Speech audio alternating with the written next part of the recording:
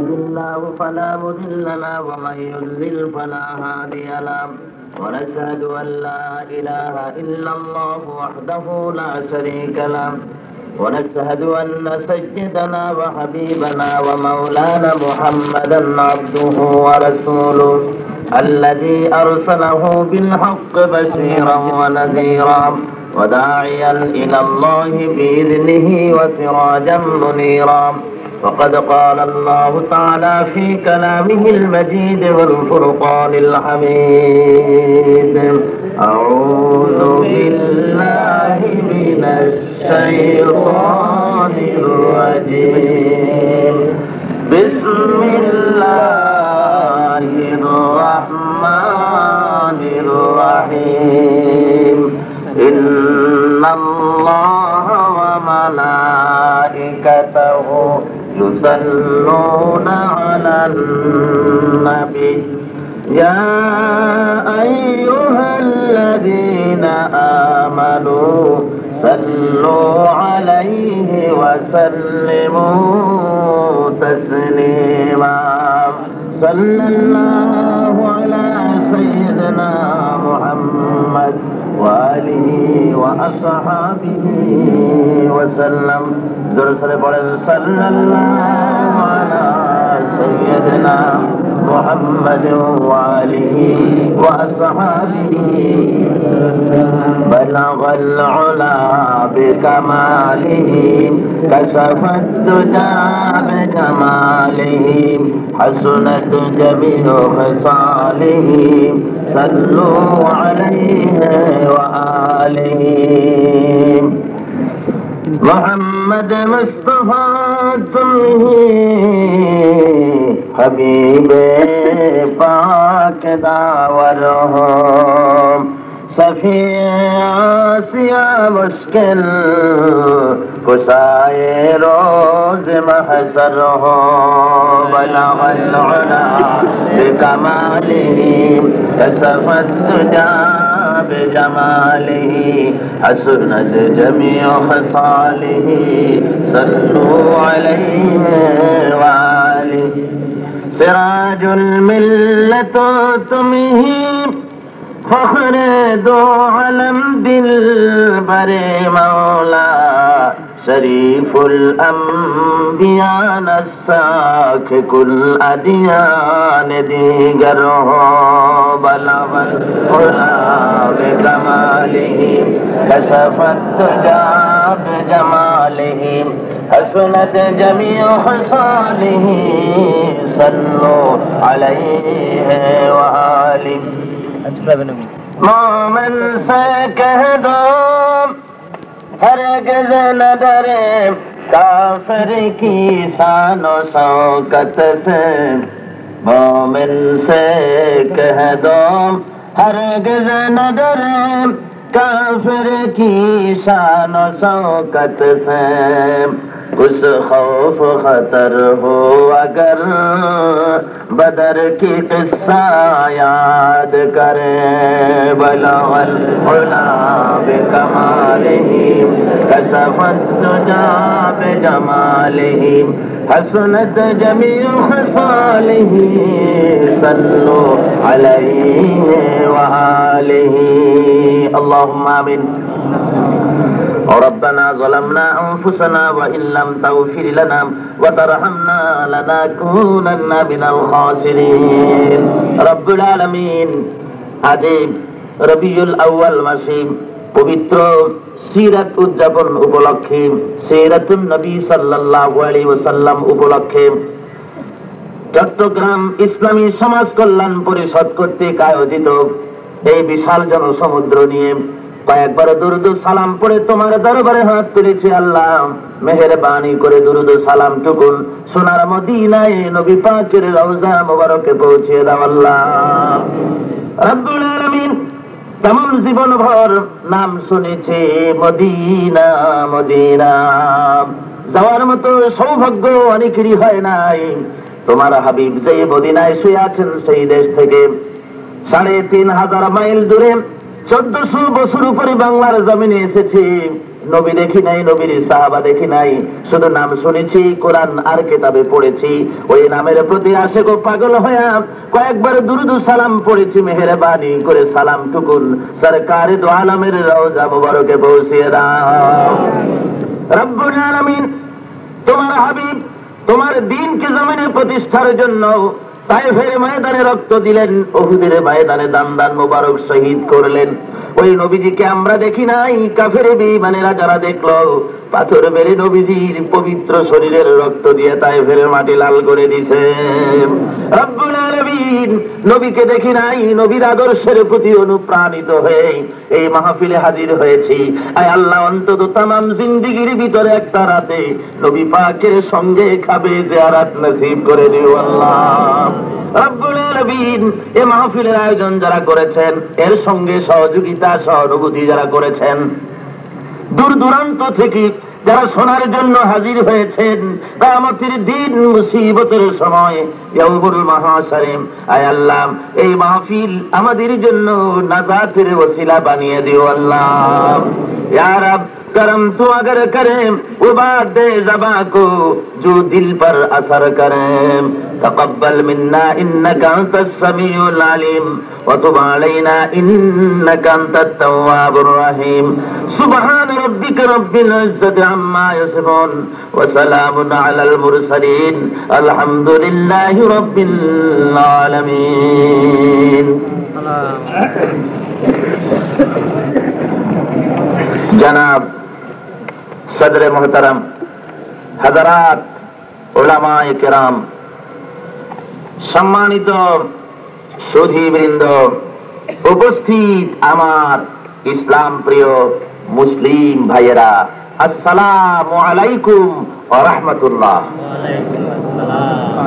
বন্ধুগণ, আল্লাহ রাব্বুল আলামিনের দরবারে লাখো কোটি শুকরিয়া জ্ঞাপন করছি যে মহান আল্লাহ আজকের সরকার দু আলম নূরে মুজাসসাম রহমতুল্লিল আলামিন সৈয়দুল মুরসালিন খাতিমুন নবীয়িন আহমদে মুজতবা মুহাম্মদ মুস্তাফা সাল্লাল্লাহু আলাইহি ওয়াসাল্লামের শানে আয়োজিত সিরাতুন নবী জলসায় আমাদেরকে অংশগ্রহণ করার সুযোগ দান করলেন।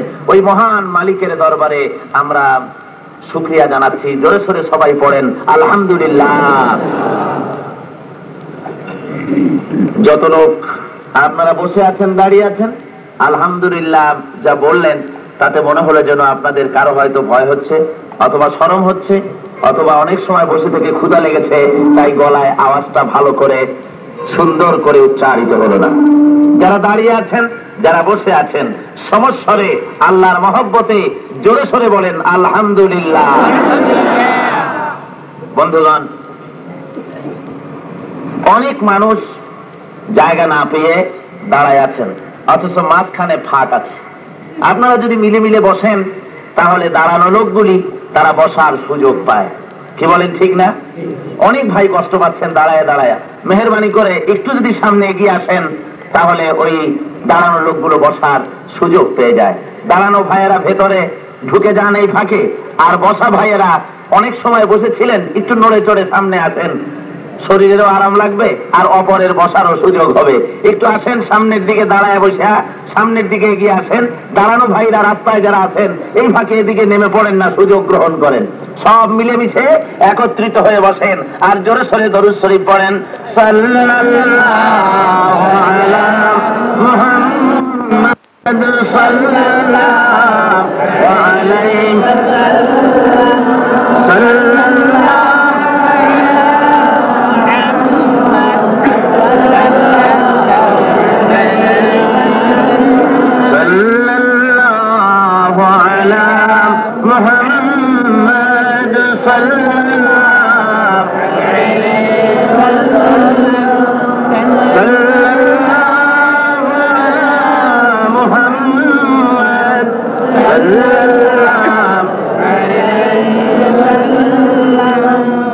বন্ধুগণ,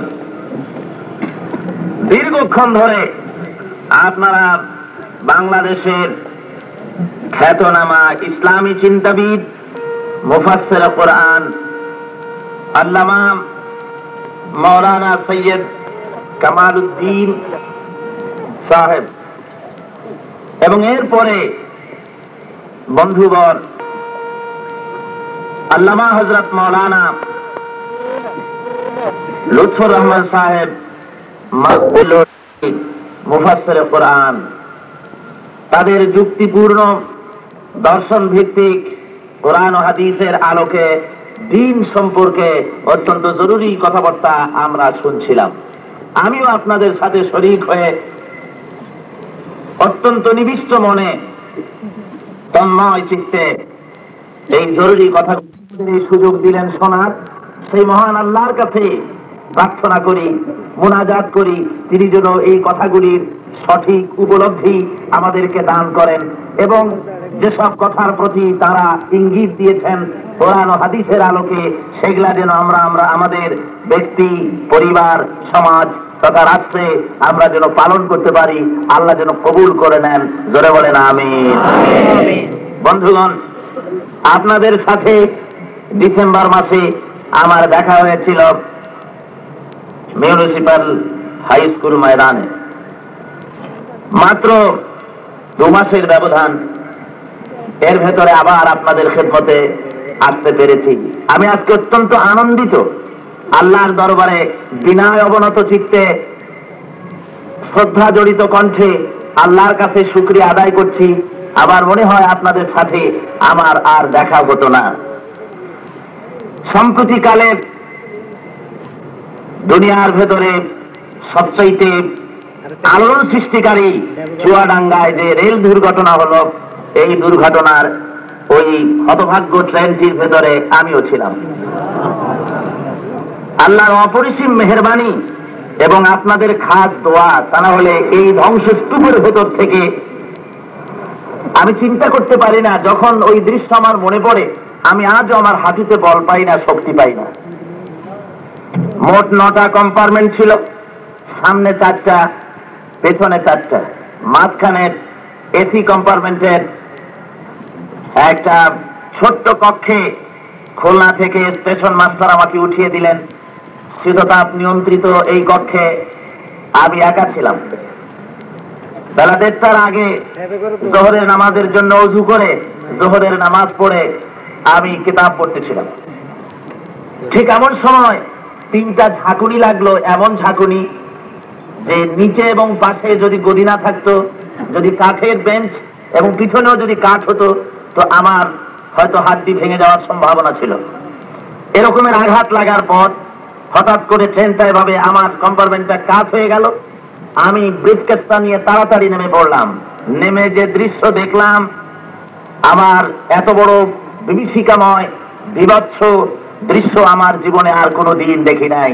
দেখে লক্ষ্য করে দেখি ট্রেনের ইঞ্জিনটি তার লাইন থেকে অন্তত 50 গজ দূরে গিয়ে শুকনা মাটির ভিতরে 2-2.5 হাত ইঞ্জিনের মাথা মাটির মধ্যে ঢুকে গিয়েছে। 3টা কম্পার্টমেন্ট ট্রেনের স্লিপার থেকে জাম দিয়ে দুমড়ে মুচড়ে ধ্বংসস্তূপে পরিণত হয়েছে। এরপরে আমার 3টে পড়ে যাওয়ার পর 4র্থ নম্বর সেকেন্ড ক্লাস কম্পার্টমেন্ট, এটা সামনের কম্পার্টমেন্টের ধ্বংসাবশেষের উপরে আঘাত লেগে এমনি করে সোজা খাড়া হয়ে গেছে। দেখি তার থেকে রক্ত ঝরঝর করে পড়ছে মানুষে।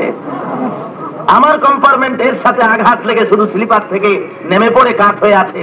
আমার পেছনে যারা ছিল তাদের কারো হাত ভেঙেছে, কারো পা ভেঙেছে। মায়ের করে ছেলে যেমন থাকে আরামে, আমি অনুমান করলাম আল্লাহ আমাকে এভাবে হেফাজত করেছিলেন। তাকিয়ে দেখছি কারো মাথা নাই, কারো পা নাই, কারো পেট কাটা, নাড়ি ভুড়িগুলো এক পাশে পড়ে আছে। কোন মা বসে বসে কাঁদতেছে, কোলে শিশু বাংকারের উপর থেকে ট্রাং পড়ে ছেলে মরে গেছে, মায়ের জানা নাই, মরা ছেলেকে দুধ খাওয়া।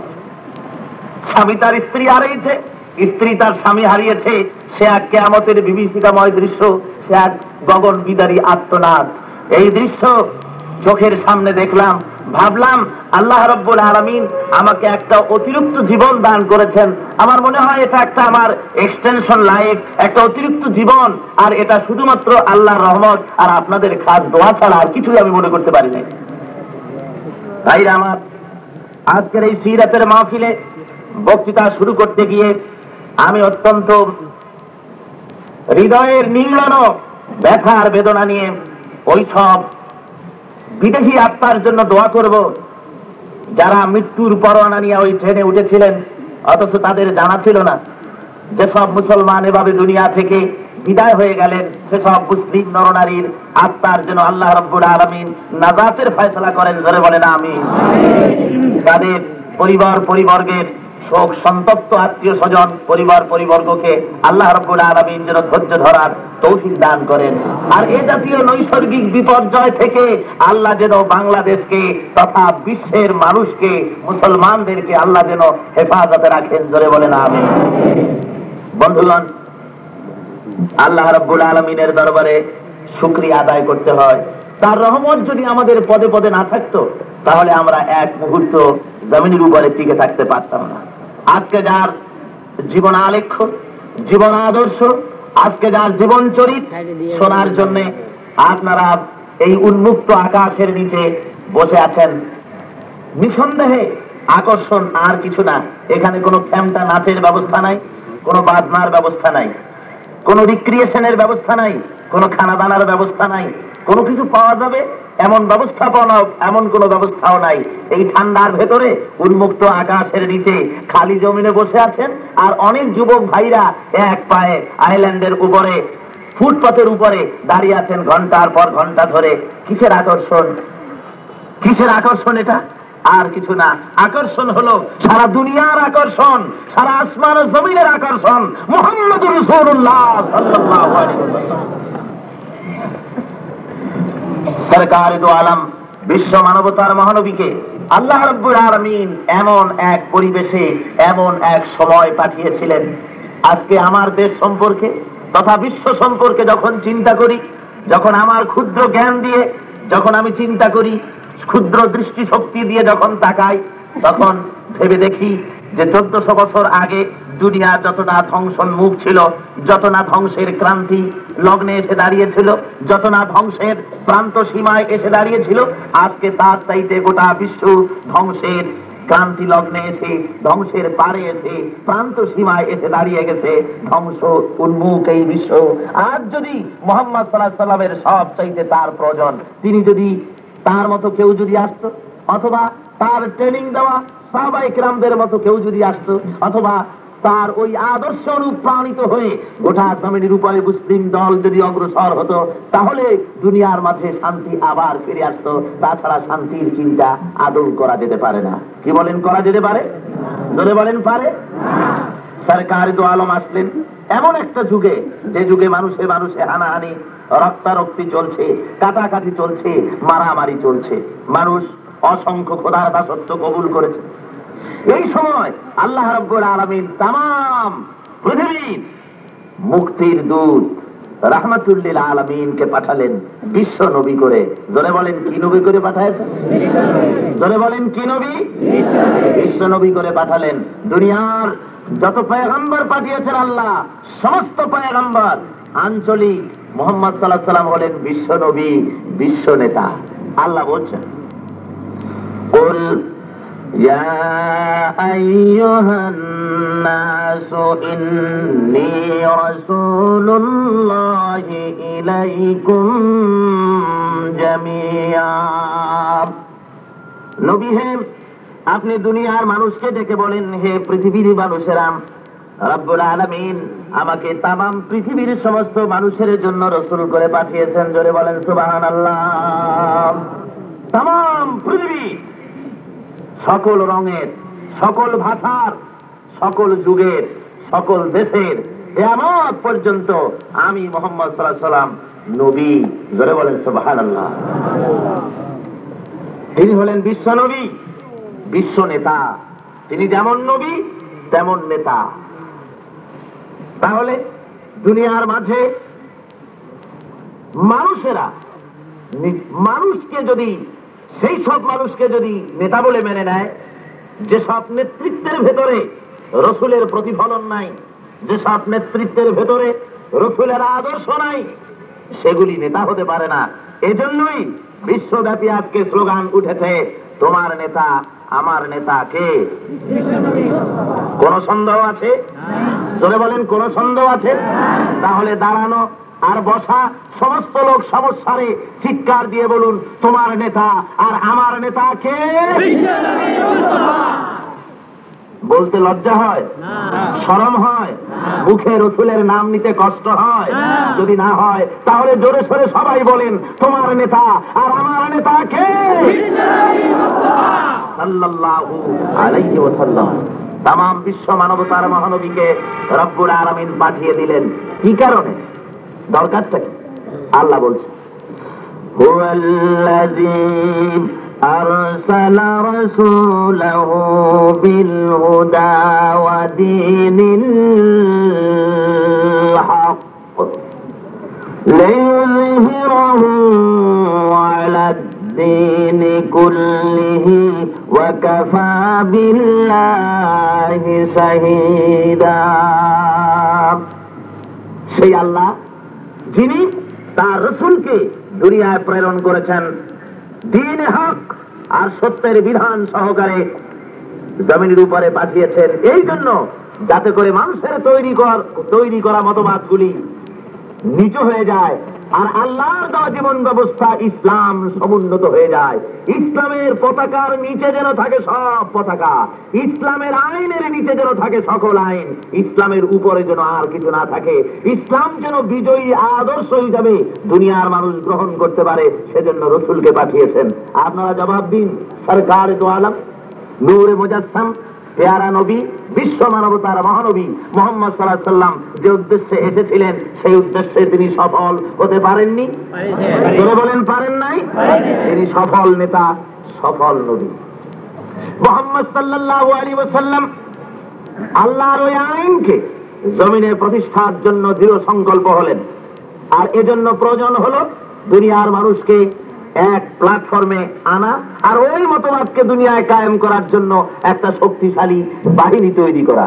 সরকারে দো আলম সেই বাহিনী তৈরি করার কাজে লেগে গেলেন, মানুষকে শুনিয়ে দিলেন আজকে অর্থনৈতিক শোষণ, রাজনৈতিক শোষণ, সামাজিক শোষণ, সাম্রাজ্যবাদী শোষণ, সর্বরকমের শোষণ, হুতাশন, ত্রাসন, নির্যাতন, জুলম, অত্যাচার থেকে যদি মুক্তি পেতে চাও, নাজাত যদি পেতে চাও, এই বিশ্বের মানুষেরা, রাসূল যেহেতু আন্তর্জাতিক, রাসূল যেহেতু ইউনিভার্সাল, রাসূল যেহেতু তামাম বিশ্বের সর্বশ্রেষ্ঠ মহান নেতা, রাসূল যেহেতু বিশ্বনবী, তাই তার দাওয়াত বিশ্বজনীন গোটা দুনিয়ার মানুষকে ডেকে বললেন, হে বিশ্বের শোষিত নির্যাতিত মানবতা, যদি রক্ষা পেতে চাও, মুক্তি যদি পেতে চাও, তাহলে মুক্তির এই মন্ত্র মুখস্থ করো, এই মন্ত্রের উপরে দীক্ষা নাও আর এর উপরে জমিনকে খোদার রাস্তায় পরিচালিত করার ব্যবস্থা গ্রহণ করো। সেটা কি?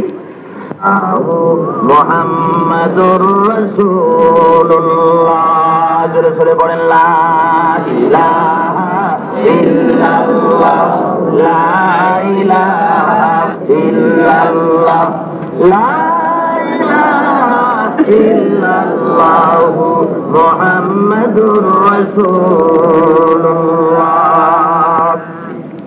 ঘোষণা করে দাও, কারো আইন মানি না, কারো শাসন মানি না, কারো বিধান মানি না, কারো শৃঙ্খলা মানি না, কারো অধীনতা স্বীকার করি না, কারো বশ্যতা মানি না। আমি চিরবিদ্রোহী, আমি আজন্ম বিপ্লবী, মানি একমাত্র আল্লাহ রাব্বুল আলামিনকে, আর কারো সামনে মাথা নত করতে জারি না, করি না। সমাজের লোকগুলি, ক্ষমতাসীন যারা ছিল, তারা দেখলো এতদিন তো মুহাম্মদ সাল্লাল্লাহু আলাইহি ওয়াসাল্লাম ভালোই ছিল,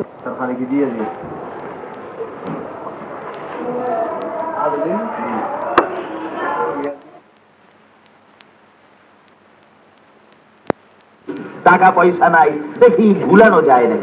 এই ভুলানো নীতি তখনও ছিল, আজও আছে। টাকা দিয়ে, পয়সা দিয়ে ভুলাবার চেষ্টা করা হয় যারা দ্বীনকে জমিনে প্রতিষ্ঠা করতে চায়। সরকারে দো আলম তাকে দ্বীন প্রতিষ্ঠার রাস্তা থেকে ফিরাবার জন্য আবু জাহেল, আবু লাহাব রাতের আধারে আবু তালেবের কাছে গিয়েছে, বলছে মুহাম্মদ সাল্লাল্লাহু আলাইহি ওয়াসাল্লামকে নিষেধ করো, লা ইলাহা ইল্লাল্লাহর দাওয়াতটা যেন না দেয়, এর বিনিময়ে খোদার ঘর অর্ধেক খালি করে দেব, ওখানে যত খুশি তিনি নামাজ পড়বেন, যা খুশি তাই করবেন, সোনা দানা, হীরামণি মুক্তা, টাকা পয়সা যা দরকার সব দেওয়া যাবে। ভাই আমার, গভীর রাত্রে আল্লাহর নবী দ্বীনের কাজ শেষ করে যখন রাতের বেলায় বাড়ি ঢুকেছেন, আবু তালেব বলছেন, বাবারে এমন কথা কেন বলো যাতে সমাজের সব লোক খেপে যায়? সমস্ত লোক খেপায় লাভ কি? সমস্ত লোক তোমার বিরুদ্ধে সোচ্চার হবে, তা করে লাভ কি? এমন কাজ করো যাতে সকল দিক রক্ষা পায়। ওরা তোমাকে টাকা দিতে চায়, পয়সা দিতে চায়, ওরা তোমাকে সুন্দরী নারী দিতে চায়, তোমার বাড়ি দিতে চায়, ওরা খোদার ঘর অর্ধেক খালি করে দিতে চায়, তোমার যত খুশি সেখানে নামাজ পড়বে, জিকির আজকার করবে তোমার উম্মত নিয়ে, তবু ওই লা ইলাহা ইল্লাল্লাহর দাওয়াত দিতে যেও না। আল্লাহর নবী বলেন, রে চাচাজি শুনে নেন, সোনা দানা টাকা পয়সা আর আল্লাহর ঘর অর্ধেক খালি করে দেওয়া তো দূরের কথা, আকাশের ওই সূর্যটা এনে যদি মুহাম্মদের ডান হাতে তুলে দেওয়া হয়, আর আকাশের ওই পূর্ণিমার চাঁদটা এনে যদি মুহাম্মদের বাম হাতে তুলে দেওয়া হয়, এর বিনিময়ে আল্লাহর নবী মুহাম্মদুর রাসূলুল্লাহ এক মুহূর্তের জন্য তাওহীদের দাওয়াত বন্ধ করে দিতে পারে না। সারা জীবনের বিনিময়, গোটা বিশ্ব ওজন করে স্বর্ণ দিলে তারও বিনিময় কলেমার দাওয়াতে স্তব্ধ হতে পারে না। ওরা বাধা দিল কি কারণে? এই জন্য বাধা দিয়েছিল, সমাজ আমাদের কথা মতো চলবে, আমাদের আইন চলবে, হবে সমাজ নীতি হবে, রাষ্ট্র নীতি হবে। অতএব মুহাম্মদ সাল্লাল্লাহু আলাইহি ওয়াসাল্লাম এই ঘুমন্ত জাতিকে জাগ্রত করে দিচ্ছেন, অতএব এই রাস্তাকে ফিরানো দরকার। মুহাম্মদ সাল্লাল্লাহু আলাইহি ওয়াসাল্লাম প্রলোভনে ভুলে গেছিলেন? জোরে বলেন, ভুলে গেছিলেন? প্রলোভনে ভোলেন নাই, আন্দোলনকে আরো জোরদার করেছেন, বাহিনী তৈরি করেছেন, এমন বাহিনী যারা রক্ত দিতে, জীবন দিতে, সকল কিছু দেওয়ার জন্য প্রস্তুত, এমন বাহিনী তৈরি করলেন। আর সেই বাহিনী নিয়ে খোদার জমিনে খোদার দিন প্রতিষ্ঠার জন্য হলেন দৃঢ় প্রতিজ্ঞ। কেন? জমিন যেহেতু আল্লাহর, মানুষ এর স্রষ্টা যেহেতু আল্লাহ করা আইন চলতে পারে না। জোরে বলেন, পারে? এই পারে না বলেই সমস্ত পয়গম্বরেরা বিরোধিতা করেছেন। হযরতে মূসা আলাইহিস সালাম পারেন নাই ফেরাউনের নেতৃত্ব মেনে নিতে। জোরে বলেন, পেরেছেন? আমরা দেখেছি সংঘাত মুখর মিশরের ওই দিনগুলি, হযরতে মূসা আলাইহিস সালামের ফেরাউনের সাথে তিনি লড়াই করেছেন সম্পূর্ণ নিরস্ত্র ভাবে, অস্ত্র নাই, পাতি নাই, কিচ্ছু নাই, একটা প্রতিষ্ঠিত গভর্নমেন্টের সাথে লড়াই করেছেন তিনি। আইন মানতে পারেন নাই নমরুদে। হযরত ইব্রাহিম আলাইহিস সালাম পারেন নাই নমরুদের আইন মেনে নিতে, তার তলায় বসে জিকির আজকার করে বিদায় হতে। মুহাম্মদুর রাসূলুল্লাহ সাল্লাল্লাহু আলাইহি ওয়াসাল্লাম পারেন নাই আবু জাহেল, আবু লাহাবের নেতৃত্বের অধীনস্থ স্বীকার করে আল্লাহ বিল্লাহ করে দুনিয়ায় বিদায় হতে। পেরেছেন? যে কাজ নবীরা পারে নাই, যে কাজ সাহাবায়ে কেরামরা পারেন নাই, সেই কাজ একজন মুসলমান মেনে নিতে পারে? আল্লাহর আইন আল্লাহ পরিষ্কার বলছেন, وَمَنْ لَمْ يَحْكُمْ بِمَا أَنزَلَ اللَّهُ فَأُولَئِكَ هُمُ الْكَافِرُونَ। আমার দেওয়া আইন ছাড়া বিচার ফয়সালা যারা মানবে, যারা করবে, যারা মেনে নেবে, তারা কাফের, তারা জালিম, তারা ফাসিক। জোরে বলেন নাউজুবিল্লাহ। আমি জিজ্ঞাসা করি, আজকে যত মুসলমান এখানে হাজির হয়েছেন, আপনারা বলুন তো, আমরা যে আইন মানি, সরকার যে আইন তৈরি করে, কোর্ট কাছারিতে, আদালতে, খেতে খামারে, অফিসে যে সব আইন চলে, এই আইনের সাথে কোরআনের আর হাদিসের কোনো সম্পর্ক আছে? খোদার আইন পরিচালিত করা মুসলমানের জন্য ফরজ। যখন আপনি কোর্ট কাছারি আর আদালতে ইসলামের আইন যখন নাই, সে জায়গা শূন্য নাই, ও জায়গা আর কিছু এসে জায়গাকে দখল করেছে। আজকে আপনি কোর্টে বিচার দিলেন, সেই বিচারের ফয়সালা হয় আপনার বাড়ি চুরি হয়েছে, ডাকাতি হয়েছে, হত্যা হয়েছে, কোর্টে কেস করলেন, বিচার করা হয় কার আইন মতে? ব্রিটিশের তৈরি করা আইন মতে আপনার বিচার ফয়সালা করা হয়। কোরআনের সাথে কোনো মিল নাই। কোরআন বলেছে যদি হত্যা করে, হত্যার বদলে হত্যা, দাঁতের বদলে দাঁত, নাকের বদলে নাক, চোখের বদলে চোখ, পায়ের বদলে পা, জানের বদলে জান। এগুলি হবে ইসলামের জুডিশিয়াল ল, এগুলি হলো ইসলামের ফৌজদারি দণ্ডবিধি। কোরআনের তৈরি করা আইন আল্লাহর আইন। এই আইন অনুযায়ী আপনার যদি কেউ আপনাকে একটা হাত ভেঙে দেয়, এই বিচার যখন আপনি কোর্টের কাছে চাইবেন, কোর্ট কি ওই হাত ভাঙার পরিবর্তে ওর হাত কি ভেঙে দেবে? জোরে বলেন, দেবে? দাঁত ভাঙার পরিবর্তে দাঁত ভাঙবে, জানের বদলায় জান নেবে, নেবে না। ব্রিটিশের তৈরি করা আইন মোতাবেক কয়েক বছরের জেল হবে, জরিমানা হবে, আর্থিক দণ্ড হবে, শারীরিক কিছু পানিশমেন্ট হলো, এই পর্যন্ত। অথচ কোরআন হাদিসের সাথে এর কোনো সম্পর্ক নাই। এই যে ব্রিটিশের তৈরি করা আইনের সামনে শ্রদ্ধা অবনত চিত্তে কোর্টের এই আইন যে মেনে আনলেন, মেনে আসলেন, আল্লাহ রাব্বুল আলামিন বলছেন বাস করে সেই দেশের মুসলমানেরা কোর্ট ও কাছারির ভেতর থেকে ব্রিটিশের তৈরি করা আইনের সামনে মাথা নত করে কুফুরির ভিতরে সামিল তারা হয়ে যায়। জোরে বলেন নাউজুবিল্লাহ। বাধ্য হয় এই আইন মানতে, ইচ্ছা করে মানে না। কি বলেন? ইচ্ছা করে মানে, বাধ্য হচ্ছে। আজকে আল্লাহ রাব্বুল আলামিন বলেছেন সুদ ভিত্তিক ব্যবসা হারাম। সুদ ভিত্তিক ব্যবসা কি? আমার দেশের ব্যাংকগুলিতে যে সুদ ভিত্তিক ব্যবস্থা চলে, লেনদেন চলে, এগুলি হালাল না হারাম? হারাম। কোরআন শরীফ বলেছে সুদের লেখক, সুদের সাক্ষী, সুদের দাতা, সুদের গৃহীতা, এ চারটা কি? জাহান্নামী। চারটা কি? জাহান্নামী। অথচ গভর্নমেন্টের পক্ষ থেকে, সরকারি পক্ষ থেকে যে সুদ এত বড় খারাপ, রাসূল বলেছেন সুদের মধ্যে ৭৩টি গুনাহ, তার সর্বনিম্ন গুনাহ নিজের মাকে নেকাহ করা। জোরে বলেন না।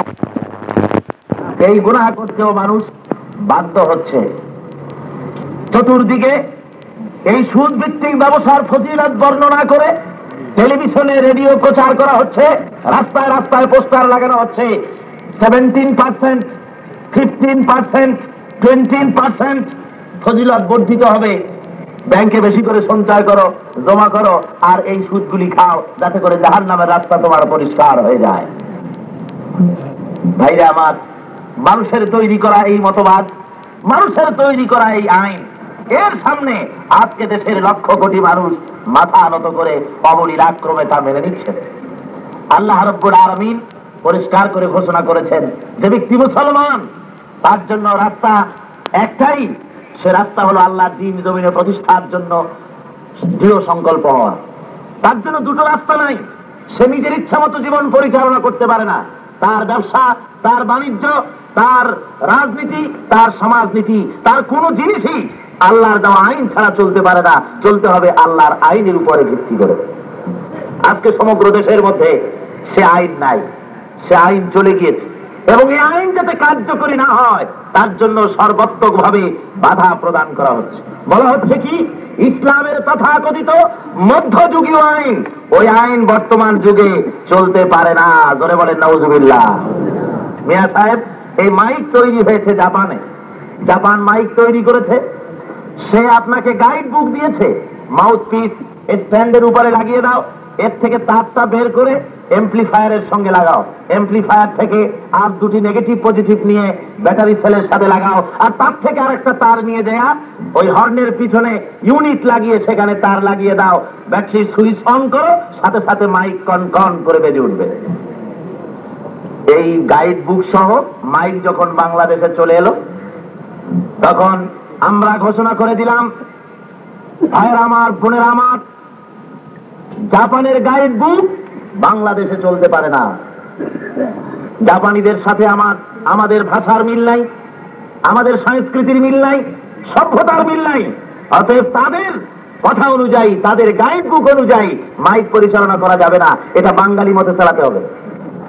তো বাঙালি মতে কেমনে চালানো যাবে? ঘোষণা করা হলো এই ছোট্ট মাউথপিস, আমরা যেভাবে হেরে গলায় কথা বলতে চাই, এতে সে সাউন্ড ক্লিয়ার করতে পারবে না। অতএব মাউথপিস নিয়ে এমপ্লিফায়ারের সাথে লাগাও, এমপ্লিফায়ারের তার নিয়ে স্ট্যান্ডের সাথে লাগাও, আর ইউনিট খুলে এনে ব্যাটারির সাথে লাগাও, হর্ন এনে মুখের কাছে তুলে ধরো, যত বড় গলা তত বড় মুখ, না হলে কথা বলবো কেমনে? হর্নের সামনে পাঠিয়ে দিল, তখন আওয়াজ হবে। জোরে বলেন, হবে? আওয়াজ হবে।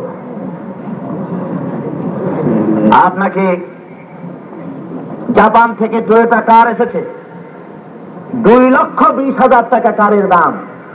এই বিরাট দামি কার এসছে, তার সাথে গাইড বুক আসছে, চালাবার ব্যবস্থা আসছে। দেখা গেল চট্টগ্রাম শহরের ভিতরে এই গাড়িটা চালাবার জন্য একজন ড্রাইভার আছে। ড্রাইভারটা লিনথিন, দেখতে কালো, স্বাস্থ্য বেশি ভালো না।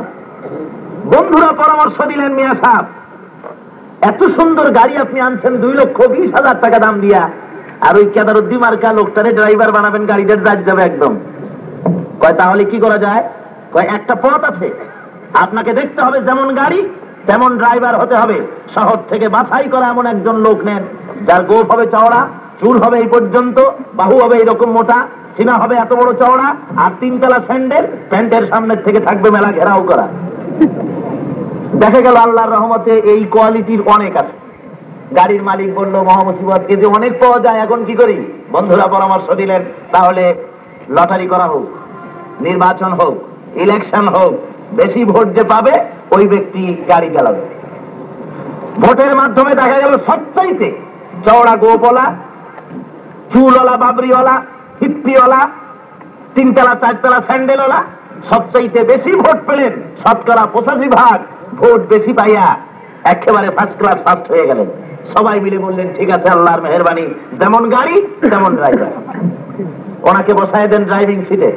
কিছু মসজিদের ইমাম আর মাওলানা সাহেবদের গাড়ির মালিক নিয়ে আসেন, হুজুর গাড়িটা নতুন আনছি, আজকে বিসমিল্লাহ করা হবে, আমরা সবাই কিন্তু ঢাকা যেতে চাই, আমার ফ্যামিলি সুদ্ধা, একটু দোয়া করে দেন যাতে গাড়িটা ঠিক মতো ঢাকায় চলে যায়। মাওলানা সাহেবরা দোয়া করে দিলেন, কিছু দুরূদ শরীফ পড়লেন, কিছু জিলাপিও খাইলেন, পকেটেও 10 টাকা রাখলেন, দোয়া করে দিলেন ঠিক আছে গাড়িটা যেন ঠিক মতো যায়, আপনারাও আল্লাহ আল্লাহ করতে থাকেন। ফ্যামিলি সহ গাড়ির মালিক ওই গাড়ির পেছনে বসেছে, আর ড্রাইভারকে বলেছে বিসমিল্লাহ বলে স্টিয়ারিং ধরে এবার আপনি গাড়িটা চালিয়ে দিন। পিছনে বসে ওনারা বলছেন লা মাকসুদা ইল্লা ঢাকা, লা মাকসুদা ইল্লা ঢাকা। সবাই জিকিরের তাল উঠাইছে, আল্লাহ ঢাকা ছাড়া আর কোনো জায়গায় যেতে চাই না, শুধু ঢাকাই যেতে চাই, মেহেরবানি করে গাড়িটা আমাদের পৌঁছে দাও।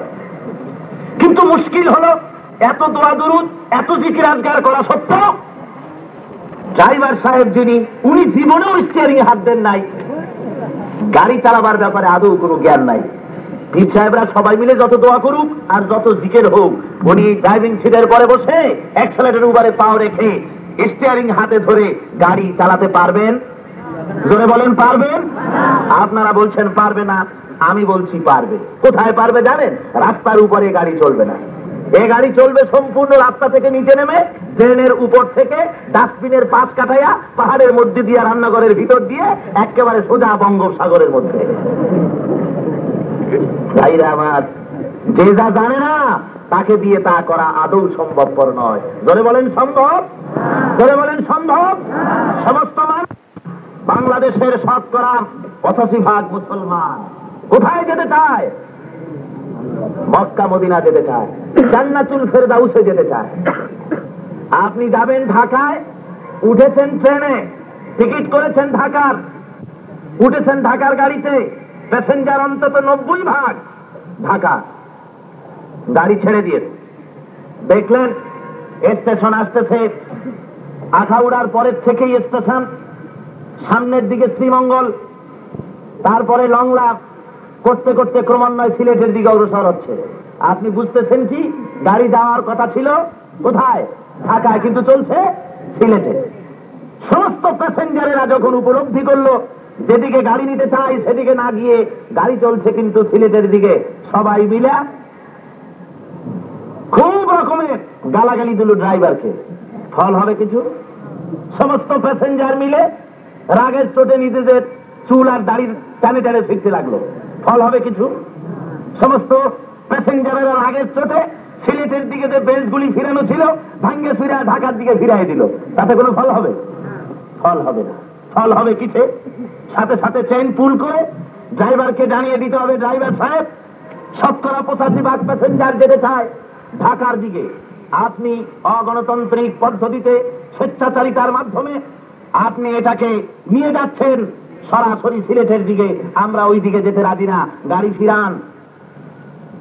গাড়ি যদি ফিরায় তো ভালো কথা, আর যদি না ফিরায় তাহলে এই গাড়ি ফিরাবার ব্যবস্থা হলো ইঞ্জিনকে দখল করে নেওয়া।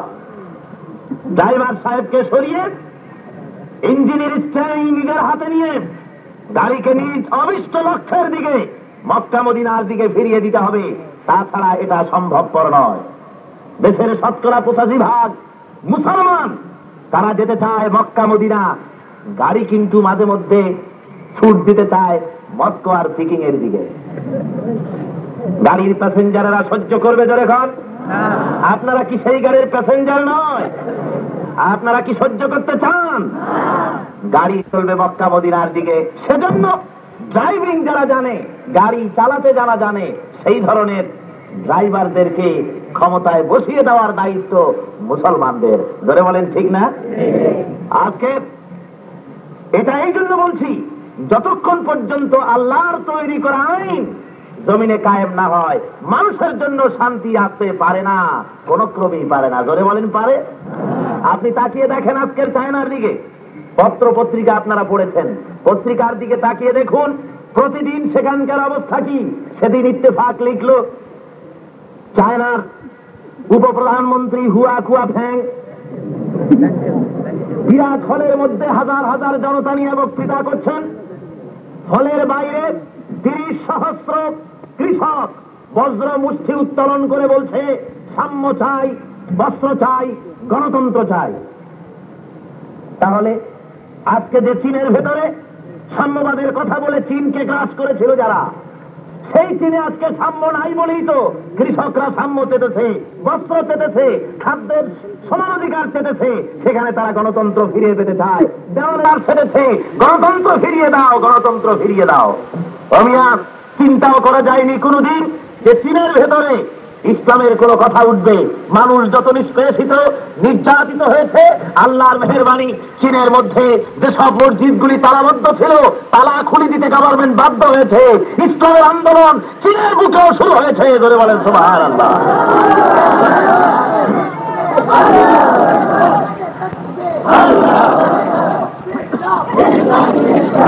শুধু তাই নয়, শুধু তাই নয়, জাপান পৃথিবীর মধ্যে সবচাইতে আধুনিক উন্নত মানের শিল্পোন্নত দেশ। জাপানের সুই থেকে শুরু করে বিমান পর্যন্ত গোটা দুনিয়ার মার্কেট মাত করেছে। সারা দুনিয়ার ভেতরে শিল্পোন্নত শ্রেষ্ঠ দেশ জাপান। সেই জাপানের তথ্য বেতার মন্ত্রী অনেকগুলি পোস্ট তিনি দখল করেছিলেন। তিনি বিরাট একজন রাজনীতিবিদ, পলিটিক্যাল ক্যারিয়ার।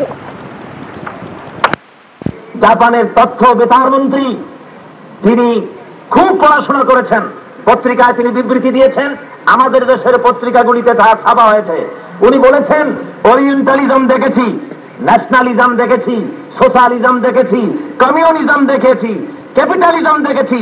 দুনিয়ার কোন ইজম মানুষকে শান্তি দিতে পারে না, মানুষের ব্যক্তি, পরিবার, সমাজও শান্তি দিতে পারে না। তাই সমস্ত ইজম পড়াশোনা শেষ করে কোরআন শরীফ পড়েছিলাম, তাকিয়ে দেখলাম শান্তি আছে একমাত্র ইসলামে।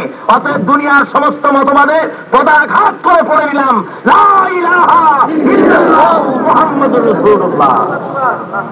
আজকে জাপানের বুকে ইসলামের আওয়াজ উঠেছে। ইসলামের আওয়াজ উঠেছে মূল রাশিয়ার ভূখণ্ডে, যেখানে মসজিদগুলিতে ছিল তালা লাগানো। সেই মুসলমানের আজকে তারা সেখানে সোচ্চার হয়েছে, মানবাধিকারের আন্দোলন শুরু হয়েছে। মানুষেরা আজকে সেখানে পাগল হয়ে গিয়েছে, যেহেতু আজকের রাশিয়া গোটা দুনিয়ার ভিতরে একটা জেলখানার মতো। নরোদম সিহানুক কম্বোডিয়া থেকে ফিরে গিয়ে সাংবাদিক সাক্ষাৎকারে নরোদম সিহানুক বলেছেন, প্রিন্স বলেন, 3টি বছর আমি কাটিয়েছি কমিউনিস্টদের ভয়তে, অস্থির হয়েছিলাম কখন না কুড়াল দিয়া আমার মাথাটা ফেলে দেয়, আমার জীবনটা শেষ করে দেয়। নরোদম সিহানুকের ভাষায় পৃথিবীর মধ্যে নিকৃষ্টতম, জঘন্যতম মতবাদ কমিউনিজমের মতবাদের মতো নিকৃষ্ট মতবাদ আল্লাহর জমিনে আর নাই। নিজের স্ত্রীকে নিজের খুশি মতো একটা কাপড় পরানো যায় না, নিজের ছেলেকে একটা চিঠি দিতে হলে গভর্নমেন্ট তার উপরেও সেন্সরশিপ আরোপ করে থাকে।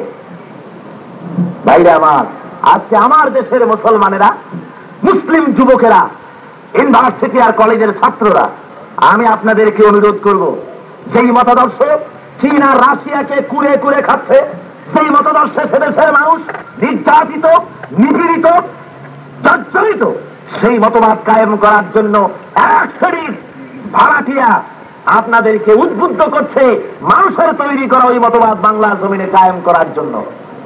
আমি জিজ্ঞাসা করতে চাই, আল্লাহর দেওয়া এই জমিন বাংলাদেশের বুকে কমিউনিজম আর সোশ্যালিজমের যে অর্থনৈতিক ব্যবস্থা, যে সমাজনৈতিক ব্যবস্থা দিয়ে চীন আর রাশিয়া ক্ষতিগ্রস্ত হয়েছে, আপনারা কি সেই ক্ষতিগ্রস্ত মতবাদ বাংলাদেশে কায়েম হোক, এটা আপনারা চান? যারা বলেন চান। আমি আজকে অত্যন্ত দৃঢ় কণ্ঠে সিরাতুন নবীর এই প্ল্যাটফর্মে আল্লাহ রাব্বুল আলামিনকে সাক্ষ্য রেখে বলছি, বাংলাদেশ আল্লাহর, তাম পৃথিবী আল্লাহর, বিশেষ করে বাংলাদেশের 85% হলো মুসলমান। চীনা নেতা ওয়াশিংটনে গিয়ে যে বক্তৃতা করলেন, ইত্তেফাক পত্রিকায় পুরোপুরি এসেছে, তাম পৃথিবীর মধ্যে বর্তমান যুগে সারা দুনিয়ায় গন্ডগোল জিয়ে রেখেছে, সর্বনাশ করেছে। যে সবচেয়ে সর্বনাশের ভূমিকা যার, তার নাম মস্কো। আফগানিস্তানের দিকে তাকান। আফগানিস্তানের ঘটনা বলতে গেলে আমার বুক ফেটে রক্ত বেরোতে চায় চোখের থেকে পানির পরিবর্তে। আফগানিস্তানে মুসলমানদেরকে পরাজিত করে সেখানে নূর মোহাম্মদ তারাকি রুশপন্থী ক্ষমতা এসে আফগানিস্তানের দিকে তাকিয়ে দেখুন, একজন দুজন নয়, ক্ষমতা দখলের পর থেকে নিয়ে আজ পর্যন্ত রয়টার রিপোর্ট করেছে 30,000 মুসলমানদেরকে শহীদ করেছে আফগান সরকার।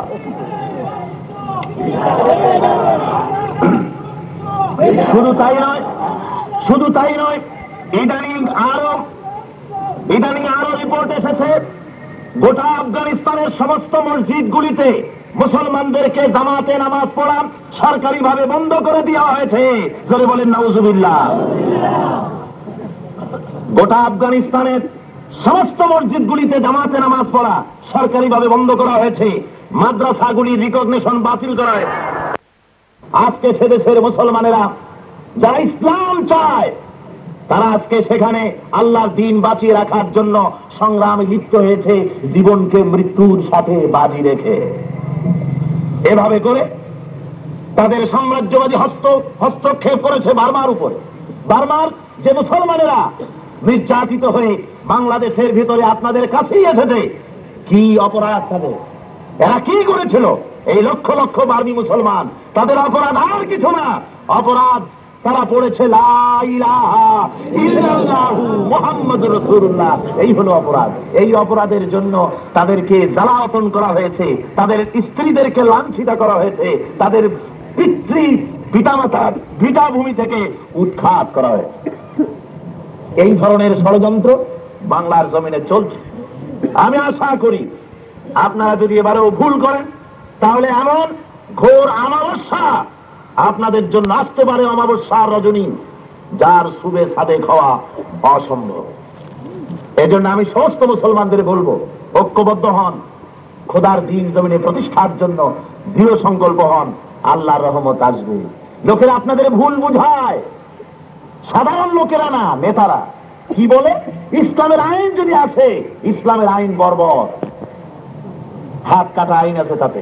জোরে খান নাউজুবিল্লাহ।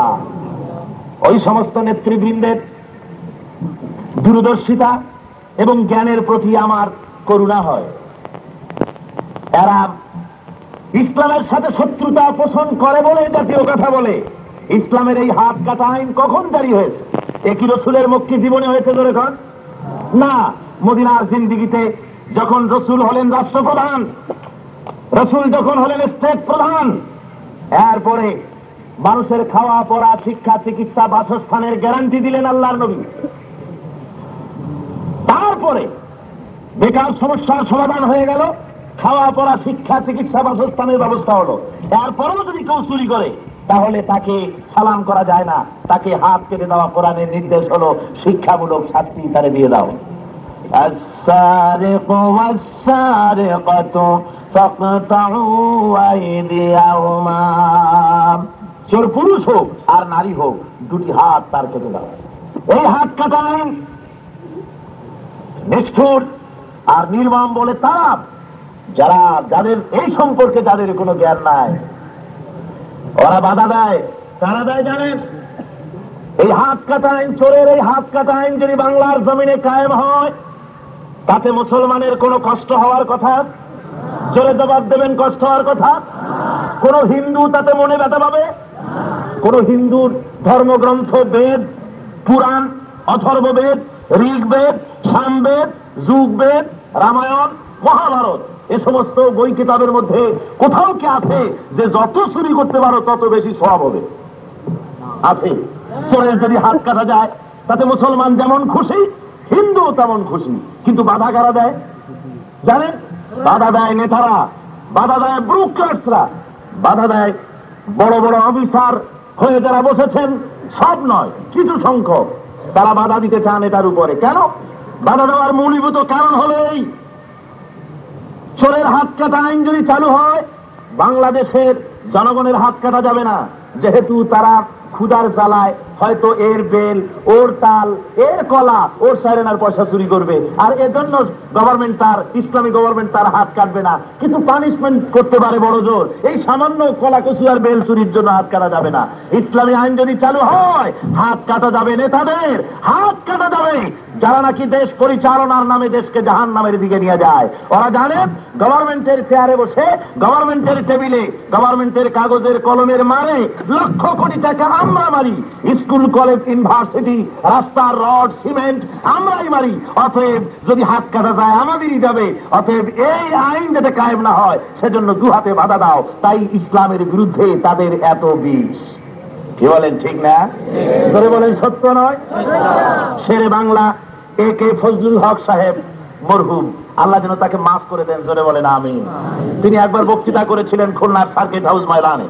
বলেছিলেন, আমি পটুয়াখালী থেকে এসছি, সেখানে দেখে এলাম ওরা নদীর ভিতর থেকে বিরাট এক কুমির মেরেছে। কুমিরটা অন্তত তার লেজ দিয়ে গোটা বডিটা অন্তত এই 15 কি 16 হাতের মতো লম্বা হবে। এই বিরাট কুমিরটি পেট যখন ফাড়া হলো, তখন তার পেটের মধ্যে পাওয়া গেল কি? পেটের মধ্যে পাওয়া গেছে রেডিওর যন্ত্রাংশ, তার মধ্যে পাওয়া গেছে ঘড়ি, স্বর্ণের আংটি, মানুষের হাড় গোড়, নৌকার বৈঠার মাথা। মানে ওর তো জিব্বা নাই, মজা টজা পায় না, যা পাইছে মুখের কাছে পাইকারি দরে গিলেছে। ফজলুল হক সাহেব বলছেন যে ঠিক আজকেও যারা নেতৃত্বের নামে সামনে এসেছে, যারা দেশকে পরিচালনার নামে সামনে এসেছে, তাদের ভিতরে এমন বহু আছে যাদের পেট ফাড়লে পরে রড সিমেন্ট, রাস্তা, ইট পাটকেল, টাকা পয়সা, সোনা দানা, রিলিফের কম্বল ওই পেটের মধ্যে বহু পাওয়া যাবে যদি পেটটা ফেড়ে দেখা যায়। সে ছিল পাকিস্তান আমলের কথা যখন বলেছিলেন শেরে বাংলায় কে ফজলুল হক। এখন তো আমরা আল্লাহর মেহেরবানিতে অনেক ভালো হয়ে গেছি তার চাইতে। কি বলেন ঠিক না ভাইরা আমার? আজকে এসব ইসলামী আইনের বাধা দেয় তারা, যারা নাকি ইসলাম প্রতিষ্ঠা হলে পরে সবচাইতে বেশি মুসিবত যাদের হবে, তারাই এটাকে ফিরে রাখার চেষ্টা করে। জেনা ব্যভিচার করলে পরে ইসলাম আইন করেছে প্রস্তর আঘাতে তাকে শেষ করে দেওয়ার, চূর্ণ করে দেওয়ার। এই আইন যদি চালু হয় তাহলে মুসলমানের জন্য কোনো দুঃখ কষ্ট হওয়ার কথা, হিন্দুদের কোনো মুসিবত হওয়ার কথা? হিন্দুদের কোনো বইতে ধর্মগ্রন্থে আছে যে যত জেনা করতে পারো তত সব বেশি? আছে কোথাও? নাই। বরং আমার মনে হয় হিন্দুরা খুশি হবে বেশি, যেহেতু বহু জায়গার হিন্দু ভাইরা যাদের সাথে আমার জানাশোনা আছে, অনেক হিন্দু ভাইরা আমার কাছে বলেছেন যে আমাদের মেয়েরা, যুবতী মেয়েরা পূজার দিনে তারা মার্কেটে যেতে পারে না, পূজা দেখতে যেতে পারে না, মুসলিম বখাটে ছেলেদের জ্বালায় মোটে পূজার আড্ডায় যেতেই পারে না, ইলেকট্রিসিটি মাঝে মধ্যে বন্ধ হয়ে যায়, আর আমাদের মেয়েগুলি হাইজ্যাক হয়, ধর্ষিতা লাঞ্ছিতা হয়ে 2 দিন 4 দিন পরে ফেরত পাওয়া যায়। যদি তাই হয়, আর যদি ইসলামের আইন মোতাবেক প্রস্তর আঘাতে চূর্ণ করার আইন যদি কায়েম হয়ে যায়, আর অমন্তর 2-1টা বখাটে মুসলিম যুবককে যদি পাথরের আঘাতে শেষ করে দেওয়া যায়, তাহলে হিন্দুরাই তো খুশি হবে, তারাই তো বেনিফিট পাবে সবচাইতে বেশি। কি বলেন ঠিক না? যারা বলেন সত্য নয়? অতএব বোঝা গেল ইসলামী আইনগুলিকে বাধা দেয় তারা যারা ইসলামকে সহ্য করতে পারে না। নবী মুহাম্মদুর রাসূলুল্লাহ যারা বলেন সাল্লাল্লাহু আলাইহি ওয়াসাল্লাম আল্লাহর দেওয়া এই জীবন ব্যবস্থাকে জমিনের উপরে প্রতিষ্ঠা করার জন্য সংগ্রাম চালালেন। সে সংগ্রামে তিনি সাকসেসফুল হলেন, বাহিনী তৈরি করলেন। মদিনাতুত তাইয়্যিবায় এসে মদিনা শরীফের স্টেট প্রধান হলেন তিনি। নবী আজকে শুধুমাত্র নবী রইলেন না, মদিনা স্টেটের রাষ্ট্রপ্রধান হলেন। 12 লক্ষ বর্গ মাইল এলাকার প্রেসিডেন্ট হয়ে গেলেন। জোরে কোন সুবহানাল্লাহ। আজকে হুজুর আইন দিলেন, সে আইনে দেখা গেল মানুষ ঘরের দরজা খুলে ঘুমাতে পারতেছে। জোরে কোন আলহামদুলিল্লাহ। চুরি ডাকাতি বন্ধ হয়ে গেছে, মানুষেরা শান্তির মুখ খুঁজে পেল। যে আইন একবার দেওয়ার ফলে দুনিয়ার মানুষেরা শান্তির মুখ দেখেছিল, আবার যদি রসুলের সেই আইন জমিনের উপরে আসে তাহলে শান্তি আবার আসতে পারে না? জোরে বলেন পারে না? তাহলে আল্লাহর নির্দেশ শুনুন, قاتلوهم حتى لا تكون فتنة ويكون الدين كله لله। সংগ্রাম করো, লড়াই করো সেই পর্যন্ত যতক্ষণ না দুনিয়া থেকে বাতিলের মতবাদ সব ধ্বংস হয়ে যায় আর আমার ইসলাম পুরাপুরি কায়েম হয়ে যায়। যতক্ষণ এটা না হবে ততক্ষণ তোমাদের সংগ্রাম অব্যাহত রাখো। إلا تفعلوا تكن فتنة في الأرض وفساد كبير। এই সংগ্রাম যদি না করো, এই লড়াই যদি না করো, তাহলে মনে রেখে দিও কিয়ামত পর্যন্ত তোমার এই জমিনের উপরে বিপদ আসবে, মুসিবত আসবে, ভাঙন আসবে, ঠেকাতে পারবে না। অন্যায় অসত্য দুর্বৃত্ত করে দিয়ে আমার জমিনে আমার দিন কায়েম করার প্রচেষ্টা যদি না করো, তোমাদের উপরে জালেম শাসক আমি চড়াই দেব। রাসূল বলেছেন, যেই সমাজে মানুষেরা তা'মুরুনা বিল মারুফ ওয়া তানহাউনা আনিল মুনকারের ডিউটি পালন না করে, মানুষকে ভালো কাজের আদেশ দেওয়া, অসৎ কাজ থেকে ফিরিয়ে রাখার দায়িত্ব পালন না করে, ওই সমাজের উপরে, ওই রাষ্ট্রের উপরে রব্বুল আলামিন জালিম শাসক চাপায় দেন। জুলুম সহ্য করতে না পেরে জনগণেরা যতই মাওলানা মৌলভী আর পীর বুজুর্গদেরকে নিয়ে যতই দোয়া করুক, আল্লাহ কোন দোয়া আল্লাহর দরবারে কবুল হবে না। জোরে বলেন নাউজুবিল্লাহ। ভাইরা আমার, সেই পরিস্থিতি আসুক, এটা কি আপনারা চান? জোরে বলেন চান?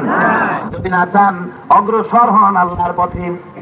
বাতিল তাদের সমস্ত শক্তি নিয়ে ময়দান ইসলামের বিরোধিতা করবার জন্য আসবে, আর আপনি যদি আল্লাহর দ্বীন প্রতিষ্ঠার জন্য ময়দানে আসেন কাজ করার জন্য, রব্বুল আলামিন আপনার প্রতি তার মদদ দেবেন। জোরে বলেন আমিন। জোরে বলেন আমিন।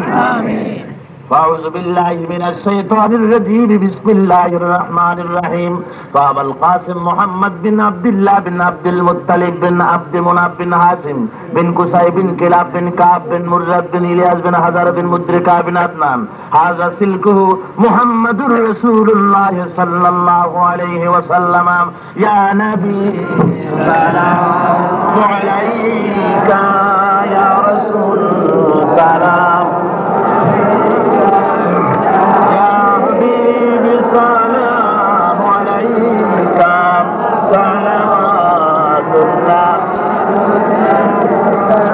মিলাদ হচ্ছে, রাসূলের প্রতি সালাম পেশ হচ্ছে। এই সালামে অংশগ্রহণ করার জন্য দূরের লোক সব কাছে কাছে ঘিরে আসেন। দূরের লোক কাছে আসেন, উপরের লোক নেমে বসেন, পাশের লোক সব মুসলমানদের সাথে মিশে মহব্বতের সাথে জোরে সোরে সালাম পৌঁছান। ইয়া নবী সালাম আলাইকা ইয়া রাসূল সালাম আলাইকা ইয়া হাবিব সালাম আলাইকা সালাওয়াতুল্লাহ। طلع البدر علينا من ثنية الوداع وجب الشكر علينا ما دعا لله داعي يا نبي سلام عليك يا رسول سلام عليك يا حبيب سلام عليك صلوات الله وصلاة الله على أحمد عدة نحرب السطر أحمد الهادي محمد صاحب الوجه المنير يا نبي سلام يا رسول سلام عليك يا حبيب سلام عليك صلوات الله। मरने वालों को संभालो, गिरने वालों को बचालो, आज से हमको सुना लो, अपनी नामे बुला लो या नबी सलाम अलैका या रसूल सलाम अलैका या हबीब सलाम अलैका सलावातुल्लाह।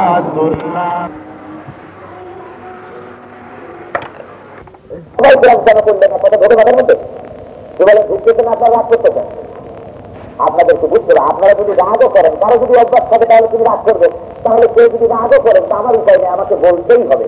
আপনি যদি রাগও করেন তো আপনি রাগ করে আমার নামে 2 সাল গরম ভাত বেশি খান, আমার কোনো আপত্তি নেই। কিন্তু কথা হলো আপনি রাগ করতে পারবেন না, যেহেতু আমি তো কথা বলি নাই যে আমার বাপের কবরে গিয়ে চাদর দেন, তা তো বলি না, এগুলি জায়েজ নাই। এগুলি কেন করতে দেন খামোখা? আপনি করবেন সেইটা যেটা আল্লাহ বলেছেন এবং আল্লাহ রসুল বলেছেন। এর বাইরে মুসলমান ব্যক্তি এক পাও বাইরে ফেলতে পারে না। যারা বলেন পারে, আদৌ পারে না। মুসলমান চলবে সরাসরি আল্লাহর পথে, আল্লাহ রসুলের পথে। আল্লাহ রসুল এমন কোন কাজটা বাকি পেয়ে গেছে কোন হুজুরের জন্য যে উনি সেইটা করে দেবেন, বাকি আছে না কিছু? স্বপ্নের মধ্যে কোনো কিছু বাকি রয়ে যাবে, স্বপ্নে জানাবে, কাজতে জানাবে, তারপরে মোরাকাবার হালতে জানাতে হবে, এমন কিছু বাকি আছে নাকি? আল্লাহ রসুলের কিছু বাকি আছে? কিছু বাকি নেই, কমপ্লিট। ভালো করে বুঝবেন, জনাবে মুহাম্মদ রাসূলুল্লাহ সাল্লাল্লাহু আলাইহি ওয়াসাল্লাম আমাদের পথ দেখিয়েছেন, আপনি সেই পথে চলুন। এত সহজে বেহেশতে যাওয়া যাবে না।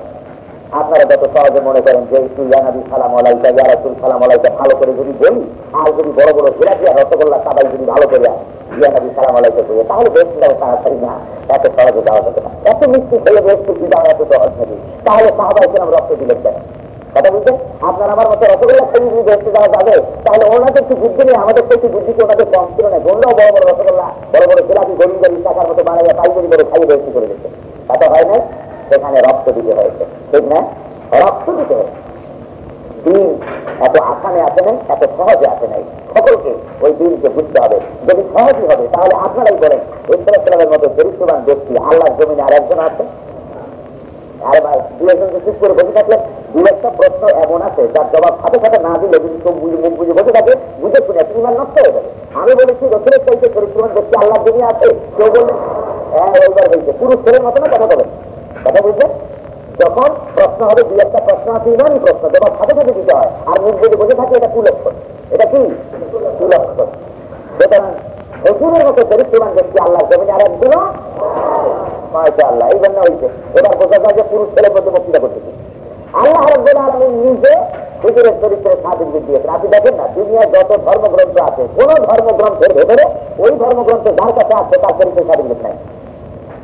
খুঁজে দেখেন, একখানা কেতাবের মধ্যে একজন ব্যক্তির সার্টিফিকেট দেওয়া হয়েছে চরিত্রে। কেতাবখানার নাম কোরআনে মাজিদ, কোরআন কারীম, আর ব্যক্তিত্বের নাম জনাবে মুহাম্মদ রাসূলুল্লাহ সাল্লাল্লাহু আলাইহি ওয়াসাল্লাম। চরিত্রের সার্টিফিকেট দিচ্ছেন আল্লাহ রাব্বুল আলামিন। কি বলছেন? ওয়া ইন্নাকা লাআলা খুলুকিন আযীম। আল্লাহ রাব্বুল আলামিন সার্টিফিকেট দিয়েছেন, ও নবী আপনি পূত পবিত্র চরিত্রের উপরে প্রতিষ্ঠিত, আপনার মতো চরিত্রবান ব্যক্তিত্ব আর নাই। আপনি সর্বশ্রেষ্ঠ চরিত্রের আধার, সর্বশ্রেষ্ঠ চরিত্রের একমাত্র ব্যক্তিত্ব মুহাম্মদ রাসূলুল্লাহ সাল্লাল্লাহু আলাইহি ওয়াসাল্লাম। সুতরাং রাসূল আমাদেরকে আদর্শ দেখিয়ে গেছেন, কিভাবে আমরা জীবন যাপন করবো, কিভাবে আমরা আমাদের জীবনকে পরিচালিত করবো, সব আমাদের দেখাই দিয়েছে। তাহলে এই চরিত্রবান ব্যক্তিত্বটি হুজুর সাল্লাল্লাহু আলাইহি ওয়াসাল্লাম মার খেয়েছেন না লোকেরা কোরমা, বগলা, আঙ্গুর, বেদানা, টাকা পয়সা দিয়ে হুজুরে করে দিতে? কোনটা হচ্ছে? মার খেয়েছেন। মার খেলেন কেন? 40 বছর পর্যন্ত মারল না লোকেরা, 40 বছর পরে এমন কি অপরাধ করলেন যার জন্য মারা লাগলো? কি করছিলেন? হুজুর 40 বছর বয়সের পর মিথ্যা বলছিলেন? নাউযুবিল্লাহ। 40 বছর বয়সের পরে হুজুর কি কারোর সঙ্গে কোনো ঝগড়া ফসাদ, মালি মকদ্দমা ইত্যাদি, নারী ঘটিত কোনো দুর্ঘটনা, টাকা পয়সা লেনদেন ইত্যাদি নিয়ে বড় রকমের অসামাজিক অথবা নৈতিকতার দৃশ্যে কোনো অসুবিধা, কোনো অবনতি হুজুর হয়েছিল যার জন্য মারা হয়? নিশ্চয়ই না। কি ছিল অপরাধ? আল্লাহ নবী দাওয়াত দিয়েছিলেন, ইয়া আইয়ুহান নাস কুলু লা ইলাহা ইল্লাল্লাহু মুহাম্মাদুর রাসূলুল্লাহ। জোরে বলেন লা ইলাহা ইল্লাল্লাহ, লা ইলাহা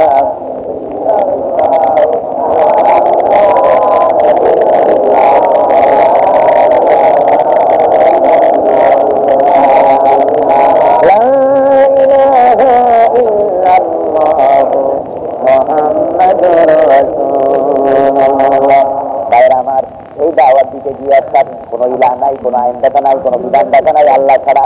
আল্লাহর আনুগত্য করো, আল্লাহর গোলামি করো, আল্লাহর দাসত্ব করো। এই দাওয়াত দেওয়ার কারণে যারা নবীজি আল আমিন বলতো, সাদেক বলতো, বিশ্বাসী বলতো, সত্যবাদী বলতো, সেই লোকগুলি অত্যাচারের পাহাড় হুজুরের উপরে ছেড়ে দিল, হুজুরের উপর অত্যাচারের পাহাড় ছেড়ে দিল, অত্যাচারের সিমরোলার চালালো। আল্লাহর নবী নামাজ পড়তে গিয়েছেন, সেজদায় যখন গিয়েছেন কাফেররা এসে হুজুরের মাথার উপরে উঠে নারী বুড়ি চাপায় দিয়েছে।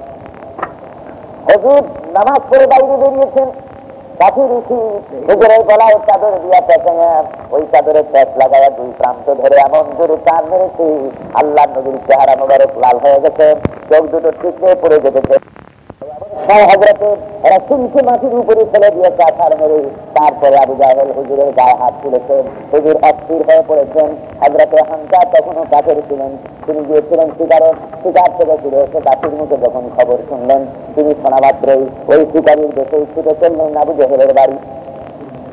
আবু জাহেলের বাড়ি গিয়ে বলছে, আবু জাহেল, মুহাম্মদ সাল্লাল্লাহু আলাইহি ওয়াসাল্লামকে তুই নাকি মেরেছিস, বল কেন মারলি, কেন তার গায়ে হাত দিলি? চরিত্রবান, তার মতো ভালো মানুষ আল্লাহর জমিনে তো আর একজনও দেখি নাই।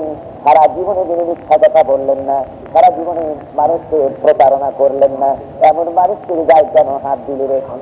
তিনি তো তার মতো এতিম মানুষ দেখি নাই, বাপের স্নেহ পান নাই, বাপকে চোখে দেখেন নাই, মায়ের স্নেহ তার কেসমতে যত্ন না, এমন ভালো ব্যক্তি তিনি গায়ে কেন হাত দিলি রে? তুই কি মনে করেছিস নাকি যে মোহাম্মদ সাল্লাল্লাহু আলাইহি ওয়াসাল্লামের বাপ আব্দুল্লাহ মারা গেছে, তাই তিনি একেবারে এতিম হয়ে গেছেন, কেউ বুঝি নাই, তাই মনে করেছিস নাকি? সঙ্গে আবু জাহেল, আব্দুল্লাহ মারা গেছে, কিন্তু আব্দুল্লাহর ভাই মোহাম্মদ সাল্লাল্লাহু আলাইহি ওয়াসাল্লামের চাচা হামজা মরে যায় নাই, তুই মোহাম্মদের গায়ে কেন হাত দিলি?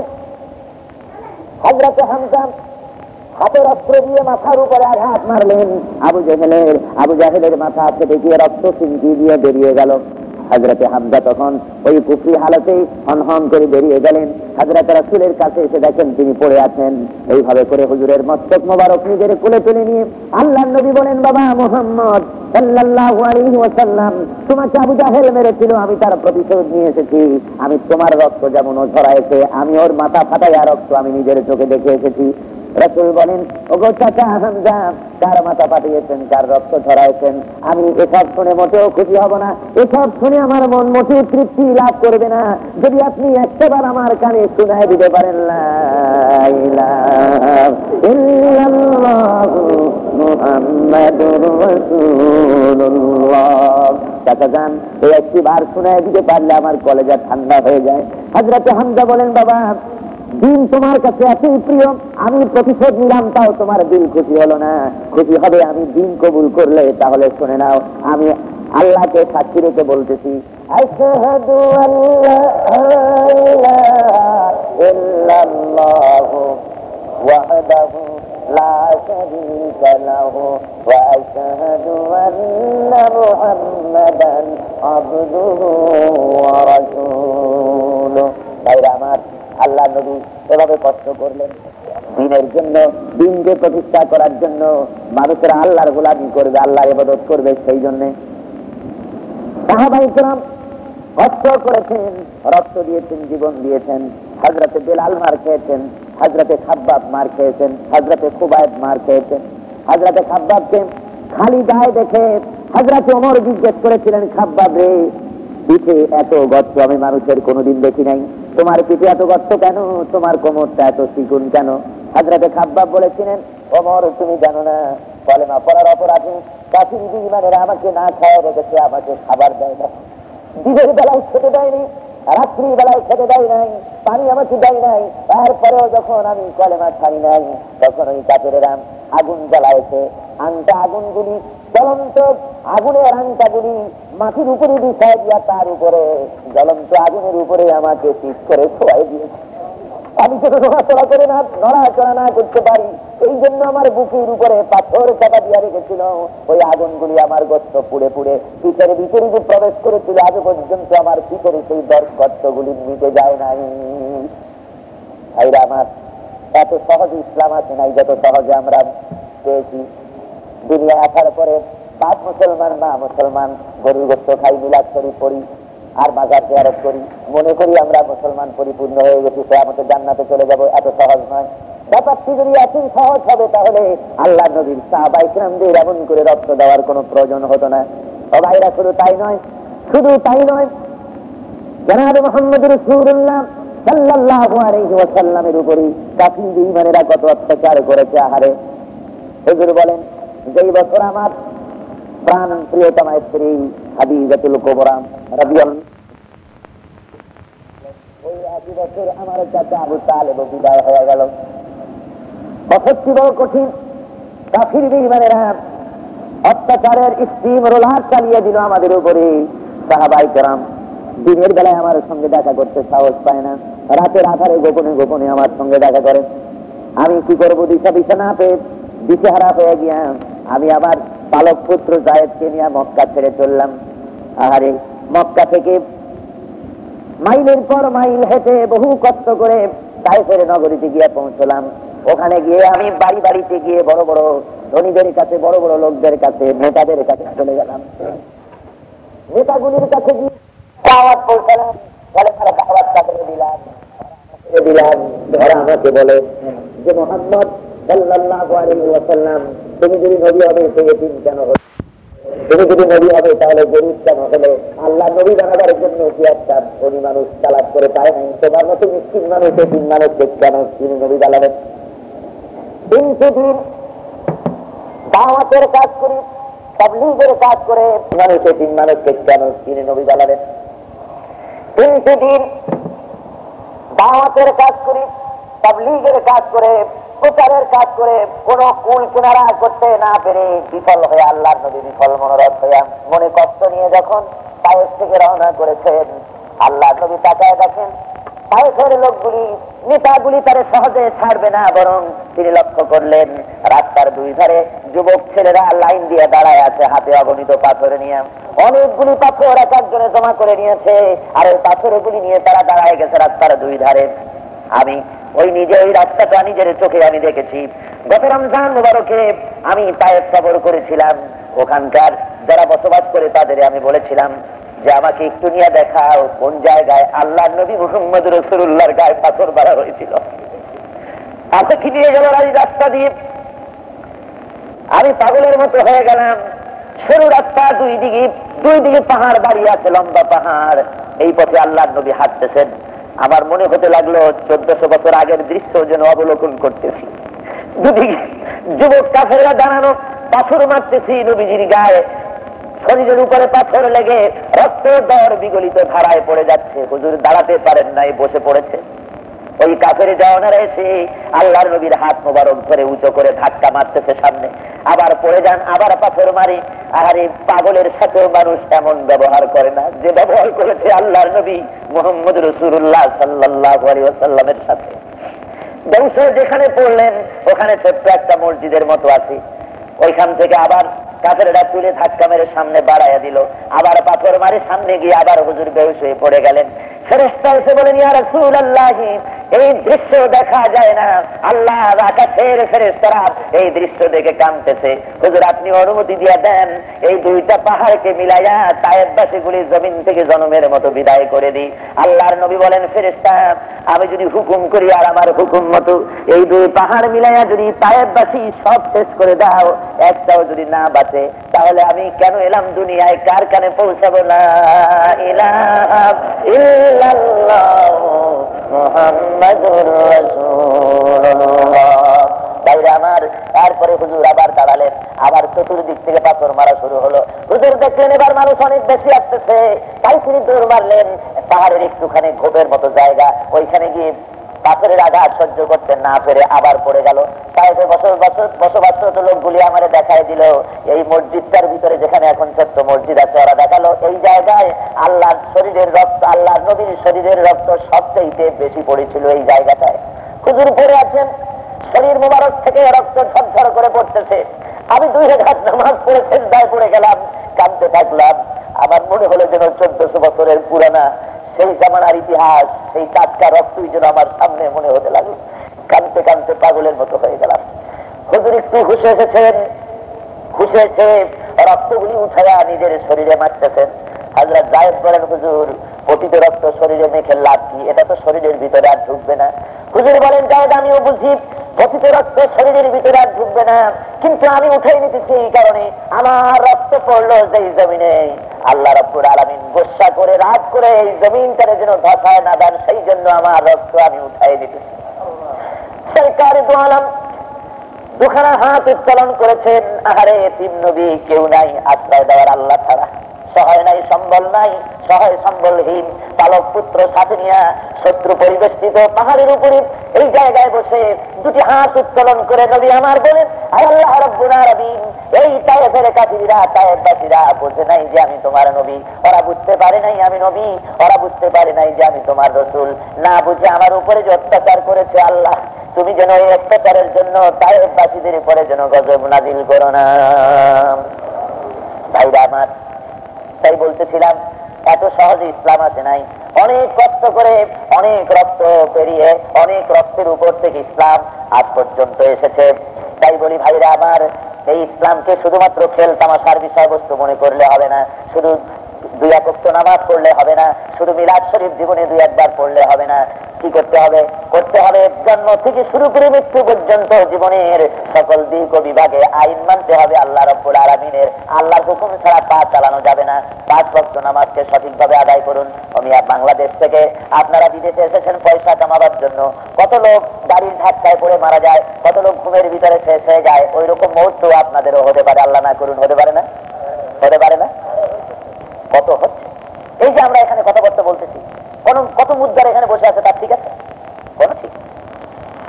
সুতরাং মরতে যখন হবে, আমি আপনাদেরকে অনুরোধ করব, জীবনকে তৈরি করেন বিদেশের টাকা পাইয়া, হাজার হাজার টাকা কামাইয়া, লক্ষ লক্ষ টাকা কামাইয়া নিজের ইমানকে নষ্ট করবেন না, ইমানকে মজবুত করুন। 5 ওয়াক্ত নামাজকে সঠিকভাবে আদায় করুন।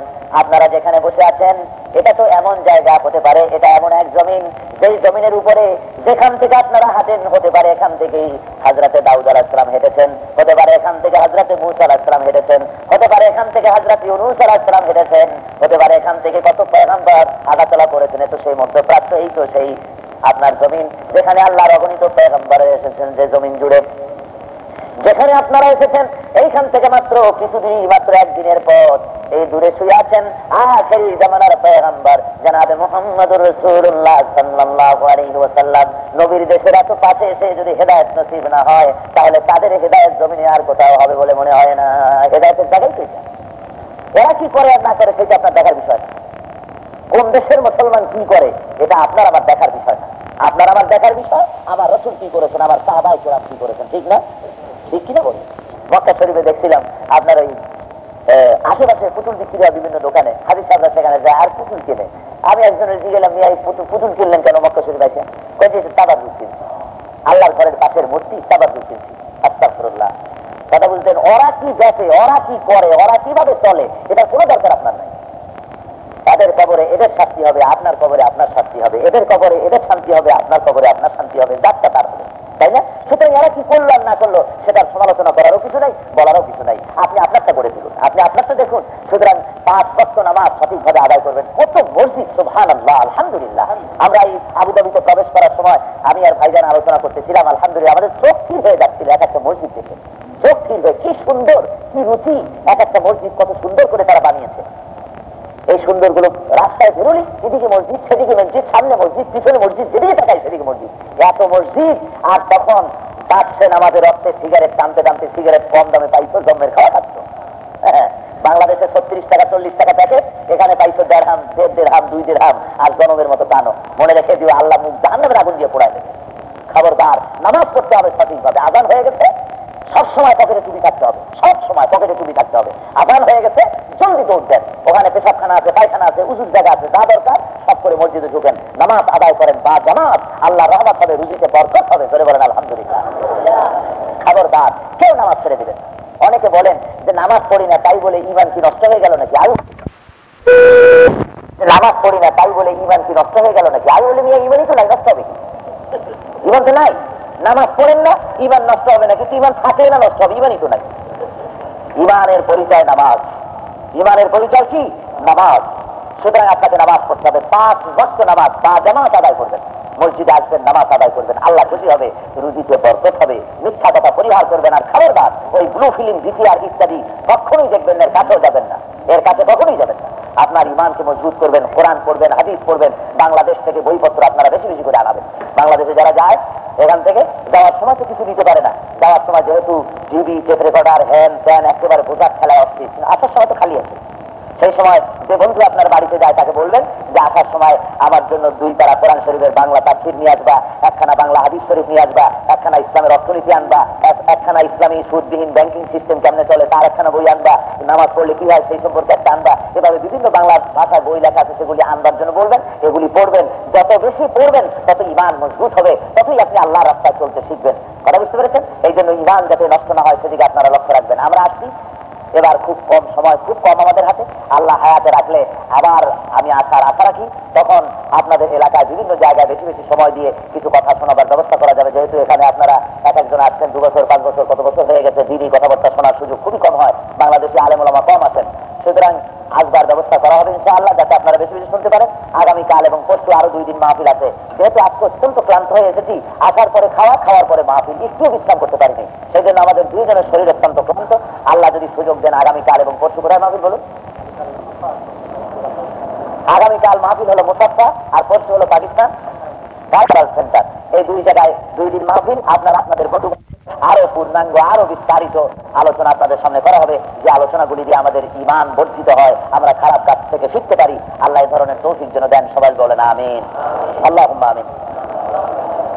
ربنا ظلمنا أنفسنا وإن لم تغفر لنا وترحمنا لنكونن من الخاسرين ربنا لا تزغ قلوبنا بعد إذ هديتنا وهب لنا من لدنك رحمة إنك أنت الوهاب رب العالمين।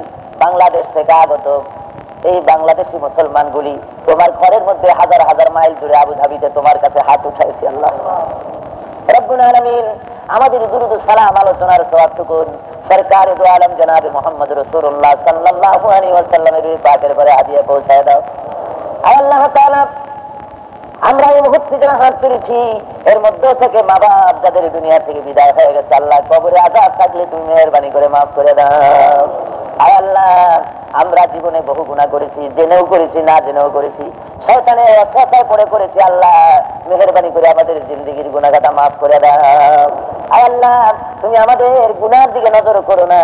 এই প্রবাসে বসবাসরত হাজার হাজার মাইল দূরে নিজের দেশ থেকে আল্লাহ এই গরিব মুসলমানগুলির দিকে একটু তাকাও আল্লাহ, তোমার কুদরতি নজর দিয়ে আমাদের গুনার দিকে নজর করো না, আমাদের চোখের দিকে আর মুখের কাকুতি মিনতির দিকে নজর করে আল্লাহ আমাদের জিন্দেগির সকল গুনাহ খাতা মাফ করে দাও আল্লাহ।